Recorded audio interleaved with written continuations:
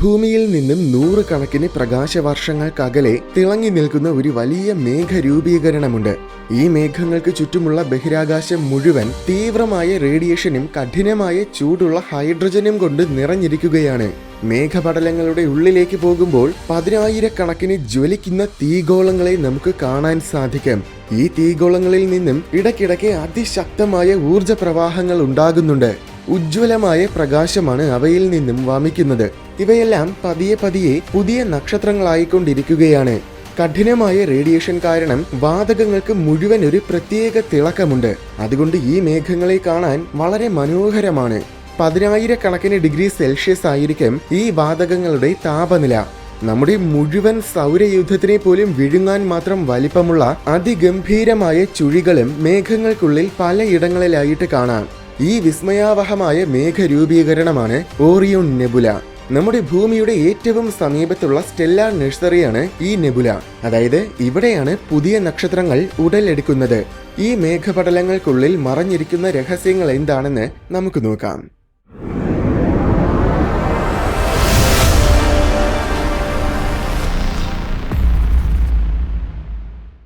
പൊടിപടലങ്ങളാലും വാതകങ്ങളാലും നിറഞ്ഞ ബഹിരാകാശത്തിലെ വലിയ മേഘരൂപീകരണങ്ങളെയാണ് നെബുലകൾ എന്ന് പറയുന്നത്. ഭൂമിയിൽ കാണുന്ന മേഘങ്ങളെ പോലെ പല രൂപത്തിലും വലിപ്പത്തിലും നെബുലകൾ ഉണ്ടാകാറുണ്ട്. പക്ഷേ ഭൂമിയിലുള്ള മേഘങ്ങളെക്കാൾ ഒരുപാട് വലുതാണ് നെബുലകൾ. സാധാരണ ഏറ്റവും ചെറിയ നെബുലകൾക്ക് പോലും ചില പ്രകാശവർഷങ്ങളുടെ വ്യാസമുണ്ടായിരിക്കും.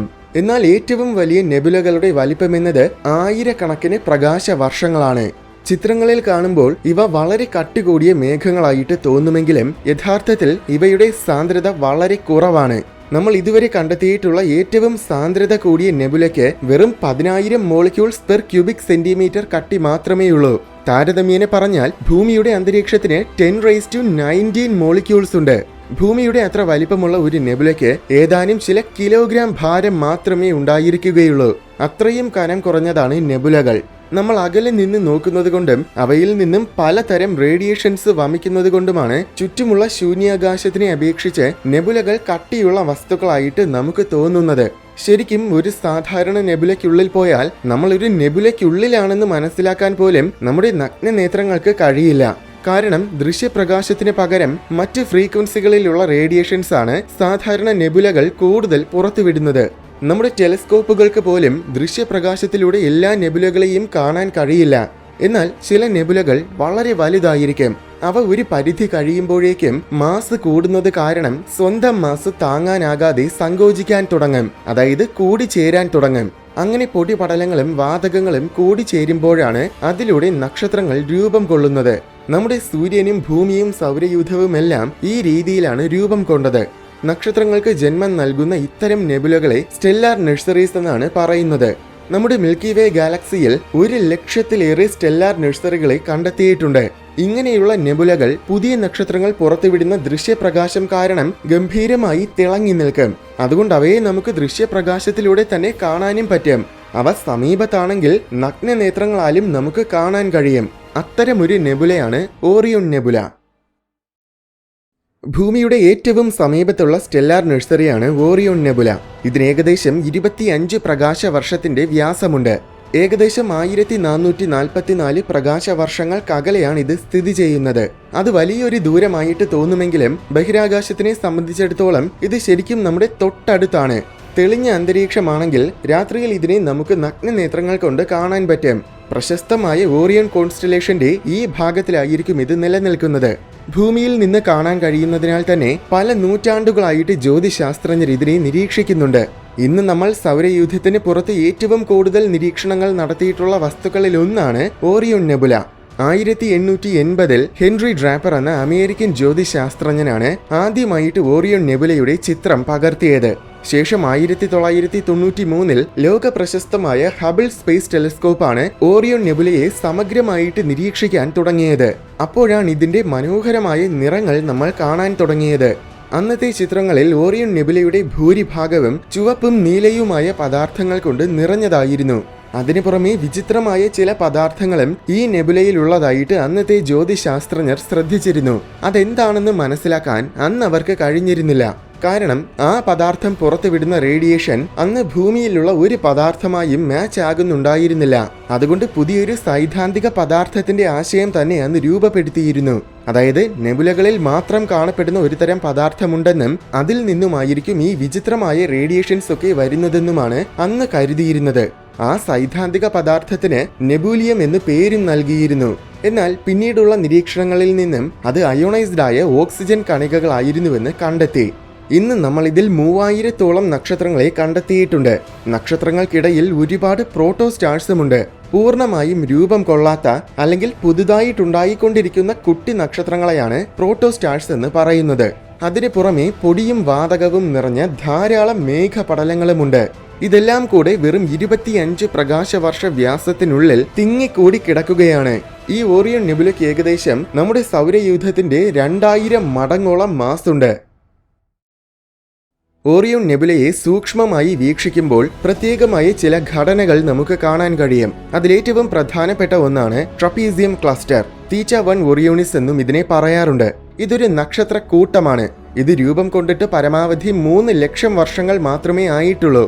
ഈ ട്രപ്പേസിയം ക്ലസ്റ്ററിന് മാത്രം ഏകദേശം 10 പ്രകാശ വർഷങ്ങളുടെ വ്യാസമുണ്ട്. ഇതിൽ പ്രധാനമായും 4 നക്ഷത്രങ്ങളെ കാണാം. വെറും 1.5 പ്രകാശ വർഷ ദൂരത്തിനുള്ളിലാണ് ഈ 4 നക്ഷത്രങ്ങളും നിലനിൽക്കുന്നത്. ഓരോ നക്ഷത്രത്തിനും സൂര്യന്റെ 15 മടങ്ങിൽ കൂടുതൽ മാസുണ്ട്. ഇതിൽ തീറ്റ 1 ഓറിയോണിസ് സി എന്ന വലിയൊരു നീല നക്ഷത്രമാണ് ഓറിയോൺ നെബുലയിലെ തന്നെ ഏറ്റവും മാസ് കൂടിയ നക്ഷത്രം. ഇതിന് സൂര്യന്റെ 40 മടങ്ങോളം മാസുണ്ട്. സൂര്യന്റെ 8 മടങ്ങ് വലിപ്പവുമുണ്ട്.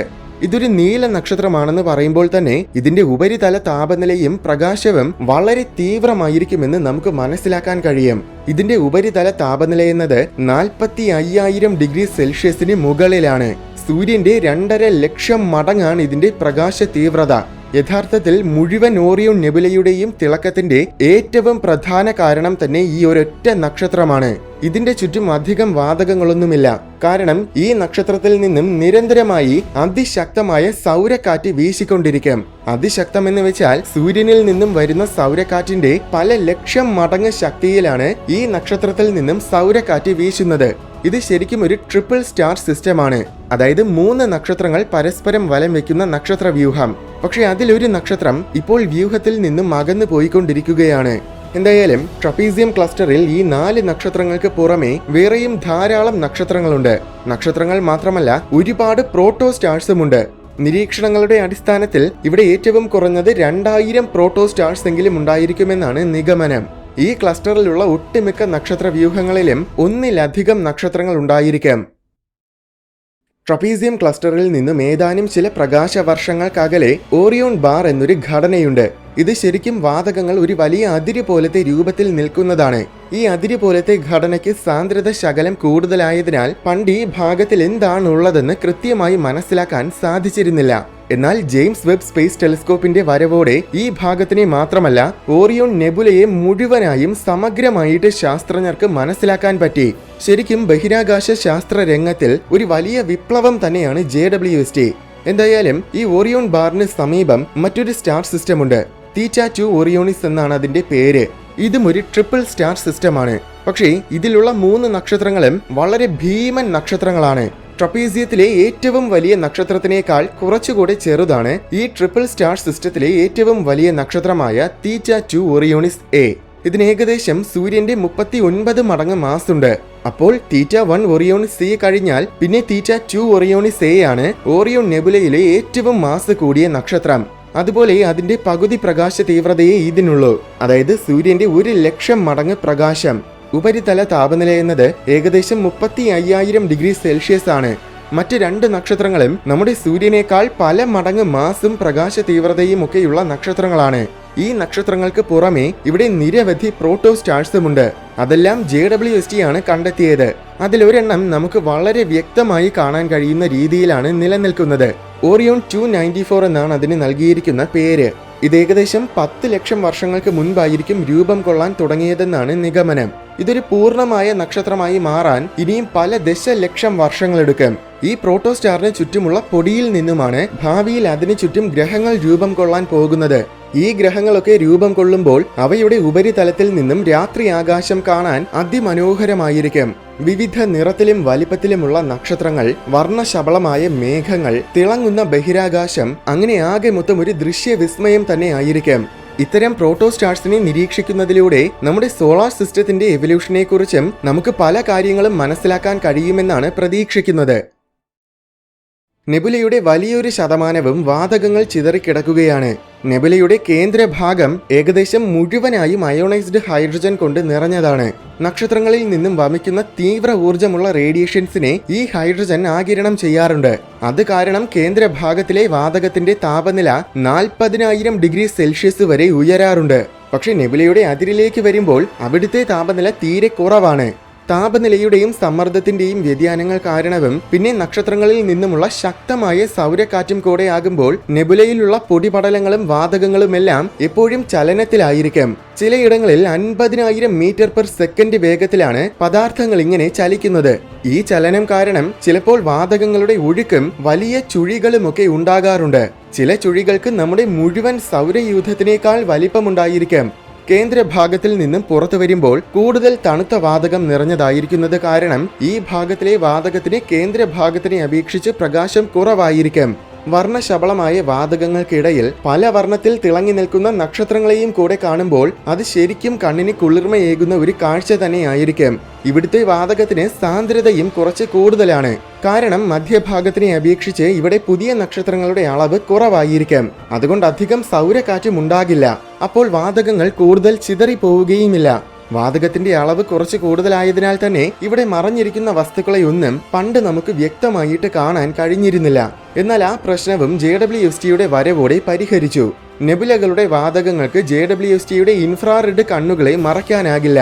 അങ്ങനെ അവിടെയുള്ള നിരവധി വസ്തുക്കളെ നമ്മൾ കണ്ടെത്തി. ഇവിടെ നിന്നും ഏകദേശം 1000-ഓളം പ്രോട്ടോസ്റ്റാർസിനെയും നിരവധി നക്ഷത്രങ്ങളെയും ശാസ്ത്രജ്ഞർ കണ്ടെത്തി.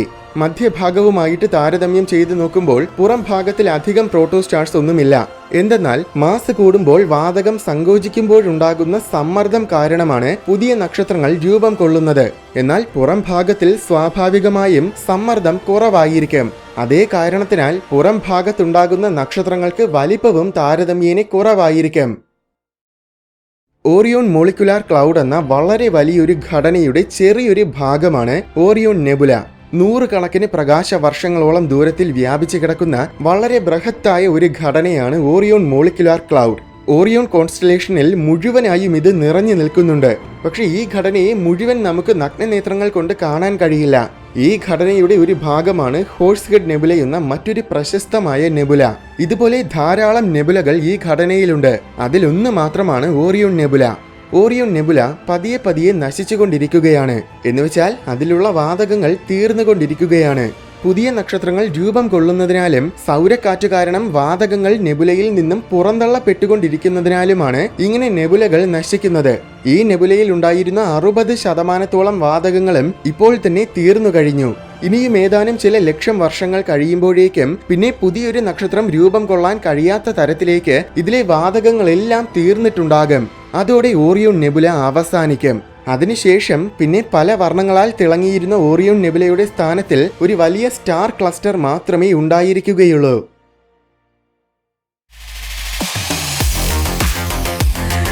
വീഡിയോ ഇഷ്ടമായെങ്കിൽ ലൈക്ക് ചെയ്യണമെന്നും ഇതുപോലെ കൗതുകവും വിജ്ഞാനവും നിറഞ്ഞ കൂടുതൽ വീഡിയോസ് കാണാനായിട്ട് ഈ ചാനൽ മറക്കാതെ സബ്സ്ക്രൈബ് ചെയ്യണമെന്നും ഓർമ്മിപ്പിക്കുന്നു.